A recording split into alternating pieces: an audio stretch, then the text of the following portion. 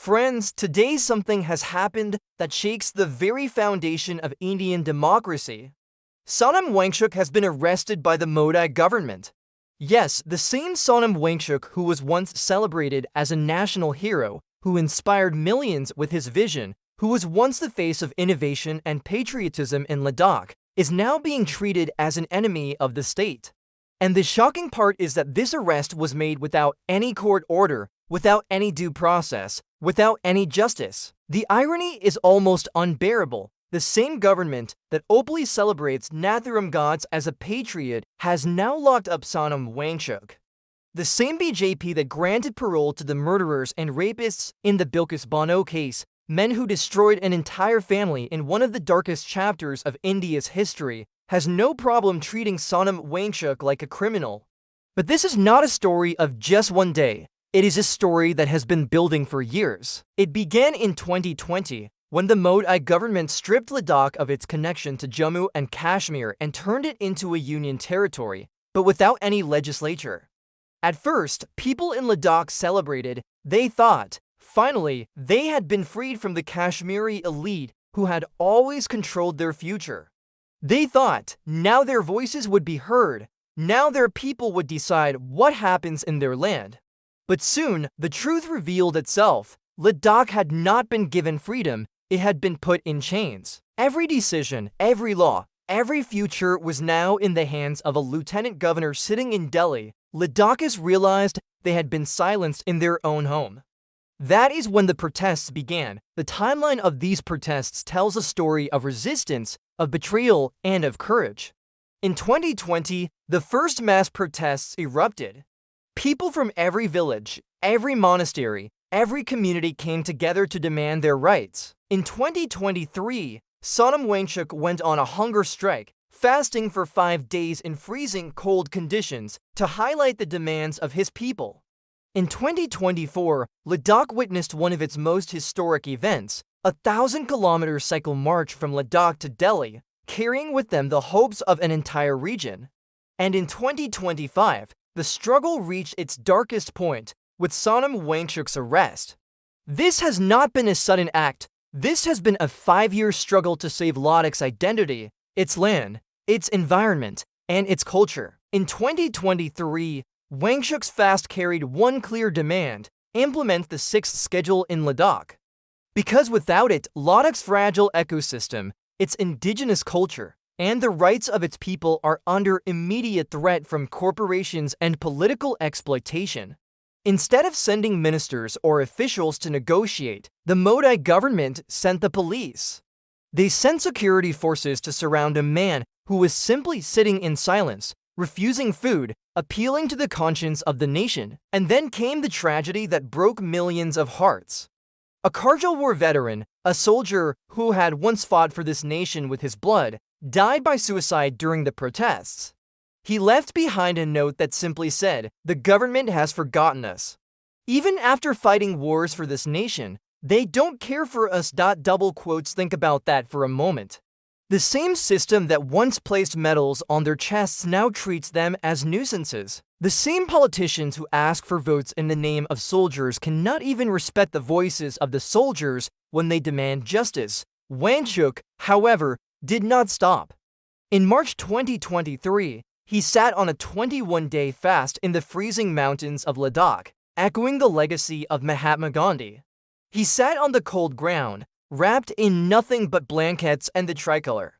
He broke his fast with a single sip of water, taken in the name of the Indian Constitution and its people. That single act became a symbol of resistance. The image of him sitting quietly, surrounded by Ladakhis, holding onto the tricolor, sent ripples across India. It was a reminder that true patriotism does not come from slogans or rallies, but from sacrifice and moral courage. But when the government realized they could not silence him with intimidation, they turned to their most powerful weapon: character assassination. First came the fake edited video. A clip was circulated everywhere, claiming that Sonam Wangchuk had insulted the Indian army. But when you watch the full video, it is clear. He was calling out the government, not the soldiers. He was questioning policies, not patriotism. Then they dug up an old environmental notice, a small bureaucratic issue from years ago, and twisted it into a criminal case. They accused him of breaking the law when all he was doing was trying to protect the fragile environment of Ladakh. And then, in the most shameful attempt, they accused him of having foreign links. They said he was a Pakistani agent, all because he had once attended an academic seminar in Lahore, just like hundreds of Indian intellectuals have done before him. Pause and think. This is the playbook. This is what happens every single time anyone dares to question the Modi government. They are called anti-national, they are called foreign agents, they are branded as traitors. It doesn't matter if you are a student, a farmer, a journalist, a teacher, or even a soldier. The moment you raise your voice, you become an enemy. This is not democracy. This is dictatorship disguised as democracy. And before I continue, I want to say something directly to you. If you feel the pain of this story, if you believe the truth needs to be told, then please take a second and hit that subscribe button right now. Because only together, only as a community that refuses to stay silent, can we keep spreading these stories that those in power want to bury. Your one click on subscribe helps keep this voice alive against the noise of propaganda. Now back to Sonam Wangchuk. His arrest is not just an attack on him. It is an attack on the very idea of India. Because Sonam Wangchuk is not fighting for himself, he is fighting for Ladakh. He is fighting for India's environment, for glaciers that provide water to millions, for indigenous rights that safeguard our culture, and for a constitution that guarantees democracy.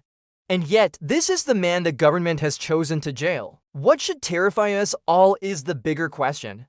If someone like Sonam Wangchuk, a man who has devoted his life to education, innovation, and the environment, can be branded a traitor, then tomorrow any one of us can be branded the same.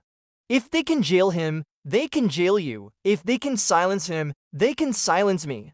And if we let this continue, there will soon come a day when no one will be left to speak at all. Friends, this is not about BJP versus Congress. This is not about left versus right. This is about democracy versus dictatorship. This is about whether India will remain a country where dissent is allowed, or whether it will become a country where obedience is the only law. Think of it like this. Today they have silenced Ladakh.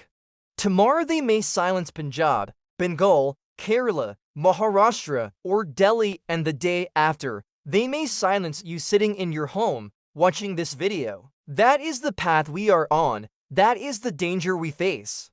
And that is why Sonam Wangchuk's fight matters.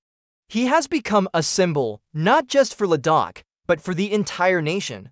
His fasts, his marches, his protests are not about one region. They are about every Indian who still believes that this country belongs to the people, not to a party. His arrest is a warning, but it is also a test. Will we stay silent while our heroes are called traitors? Will we scroll past while democracy dies a slow death? Or will we raise our voices, share the truth, and refuse to accept lies? I want to end with a question directly to you. If Sonam Wangchuk can be branded a traitor today, then who will be next tomorrow? Could it be you, me, your neighbor, your teacher, your soldier brother? What do you think? Tell me in the comments, do you believe India is still a democracy, or are we already living in a dictatorship?